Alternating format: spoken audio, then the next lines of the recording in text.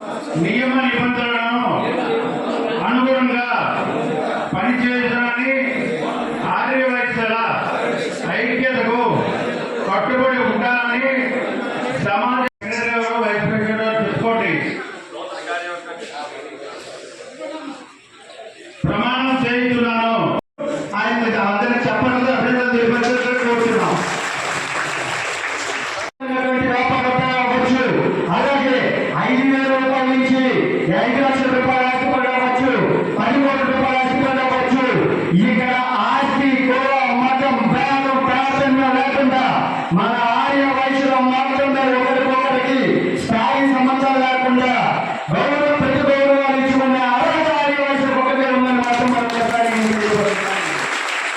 అలాగే ఈ యొక్క సంఘాలు ఓం వరుణ ఆర్య వైశ్య మహాసభ సంఘం అవ్వచ్చు, అలాగే ఓసీ సంఘం అవ్వచ్చు, ఆర్య వైశ్య మహాసభ అవ్వచ్చు, అవ్వక అవ్వచ్చు. అన్నిటికీ మన వెంకటేశ్వరరావు గారికి, గ్రంథి శ్రీనివాసరావు గారికి, ఉప్పల్ శ్రీనివాసరావు గారికి, కొండపల్లి శ్రీనివాసరావు గారికి కూడా ప్రత్యేకంగా ధన్యవాదాలు తెలియపరుస్తానండి. ఇక్కడ నేను అనుకుంటున్నాను, ఎందుక ఇంతమంది సమాజం ఏర్పడ్డారు అంటే ఈ బెండపల్లి గ్రామంలో కట్టా శ్రీనివాసతో పాటు ఈ కార్యవర్గంలో అందరూ శ్రీనివాసులు ఉన్నారండి. అంటే ఇంతమంది శ్రీనివాసులు ఉన్నారు అంటే ఈ యూనిటీ ప్రకారంగా 7 మందివాడ వెళ్ళకాల ముందుకు వెళ్తే మన కష్టాలు ఎవరైతే తీరుతాయి అనుకుంటామో ఈ బెండపల్లి మండల గ్రామంలో ఉన్నటువంటి 5 కమిటీ సభ్యుల్లో శ్రీనివాస్ అనేవాడు అదే దృక్పథాన్ని స్వామివారి దృక్పథాన్ని తీసుకుని మండలంలో మండల స్థాయిలో ఎవరికి కష్టం వచ్చిన ఈ 5 శ్రీనివాసులు ముందుంటారని మరొకసారి నేను సభాముఖంగా తెలియపరుస్తున్నానండి.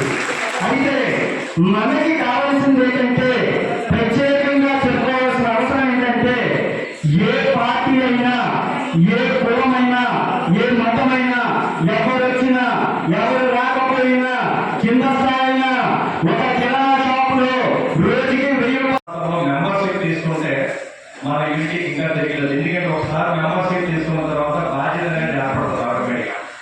మెంబర్షిప్ తీసుకున్నట్టు ఎవరు ముందు రావట్లేదు. మెంబర్షిప్ తీసుకోవడం వల్ల ఏంటంటే రానున్న రోజులు అంటే ఇప్పుడే ప్రిన్సిపల్ అవ్వకపోవచ్చు, రానున్న రోజులు చాలా ఉపయోగాలు ఉన్నాయి. ఈ కార్డు మెంబర్ చేసుకొని నేను వేసుకున్నాను. ఈ కార్డు మెంబర్ చేసుకొని వెళ్ళడం వల్ల మనకి ఒక ఐడెంటిఫికేషన్ వస్తుంది. వైశ్యులను గర్వంగా చెప్పుకోవచ్చు, వరణ వేసే మెంబర్ అని చెప్పుకోవచ్చు. రాష్ట్రం అనుభవం నేను మన తిరుపతి వెళ్ళాను.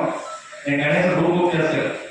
వరణ వేసే మహాసభలో ఇచ్చిన అక్కడికి 2 ఫోన్లు కొట్టానంటే 2 రూమ్లు వచ్చాయి. ఇది నాకు గౌరవం అనమాట. తిరుపతి అంటే తిరిగి ఉన్నాయి.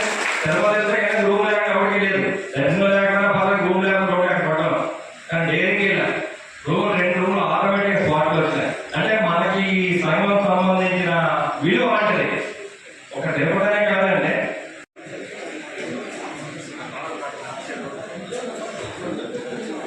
జయవాసుడి, నా పేరు హనుమాన్ శెట్టి నాగార్జున.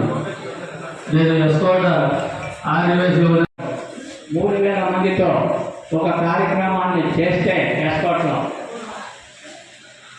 ఎమ్మెల్యే ఎమ్మెల్సీ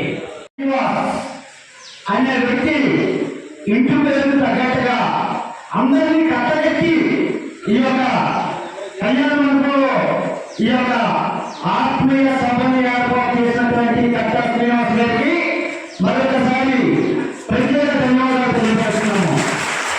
ఇంకేమి కావాలంటే పేరుకు తగ్గట్టుగా, ఇంటి పేరుకు తగ్గట్టుగా అందరినీ కట్టగట్టి రాష్ట్ర, జిల్లా, గ్రామ స్థాయి నాయకులందరినీ మొత్తాంచామంటే ఆలోచించామంటే రామపురం నుంచి ఆదికోట నుంచి జిల్లా నలుగురు నుంచి వైశ్యుల సభలు కూడా ప్రతి మీటింగ్ లో కూడా కదిలి వస్తున్నారంటే ఇంతకు ముందుగా మనలో యూనిటీ ఐక్యత పెరిగిందని భావించాలి. ఎందుకంటే ఎన్ని గ్రూపులు ఉన్నా కూడా ప్రతి సంవత్సరం కూడా వేరే అందరూ కూడా ఒక పిక్నిక్ అనేది కలుస్తారు. మనలో ఈ మధ్య కలయిక మొదలైంది. ఈ ఐక్యత రానున్న రోజుల్లో మరింత బలపడి మన చుట్టూ మిగతా వారు తిరిగే విధంగా మన ఐక్యత బలపడితే మనకి ఎక్కడ కూడా ఎదురు లేదు. అలాగని ఇప్పుడే మనకి నష్టమే లేదు.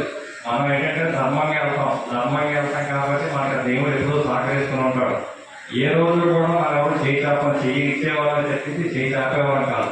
ఆ రకంగా మన వైశ్యులకి తొలిగా నుంచి కూడా మంచి గుర్తింపు ఉంది. ఈ రకంగా మళ్ళా మనం ఒకరికొకరు సహకరించుకొని ద్వేషించుకోకుండా ఆత్మాభిమానంతో ప్రేమాభిమానంతో ఎప్పుడు కూడా అందరూ కూడా కలిసిమెలిసి ఇలా ముందుకు సాగితే సంఘాల పేర్లు వేరైనా మనందరూ ఒకటే.